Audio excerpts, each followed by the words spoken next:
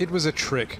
The journalists were waiting outside Moscow's detention facility number 2 for Alexei Navalny to be released, which he was, just not from here. He was released at 28 minutes past the hour, just like he was meant to be. But obviously they got scared or something, because just now he walked out of the Konkova detention centre where he was brought after the arrest. Now he's driving home to change and have a shower, so we won't see him here now.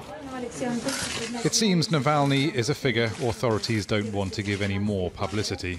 The way the authorities have handled Alexei Navalny's release, effectively ensuring that he couldn't walk out of this detention centre behind me and step straight in front of the waiting cameras, well, it shows just what they think of him. Alexei Navalny is a man they wish would disappear. When tens of thousands of Russians answered his call to protest against corruption on March 26th, police responded with over 1,000 arrests. Navalny was one of them, and Daniil, who you can see being detained here, was another. The 17-year-old has lived his whole life under Vladimir Putin, and like many young people, Navalny's anti-corruption internet videos have galvanized him.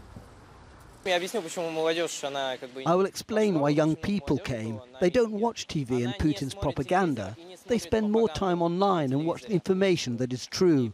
There is much more true information online than on TV, and it's true for most countries. And there were younger protesters than Daniil. Gleb Tokmakov took the microphone in the Siberian city of Tomsk. He's a 5th grader, which makes him 10 or 11 years old. Everybody wants something, so it doesn't matter who's in power, Navalny or Putin. No, it's not important. The important thing is to change the system of power itself, the education system, the healthcare system. Analyst Yekaterina Shulman has been struck by what a young generation of discontented Russians implies for the Kremlin.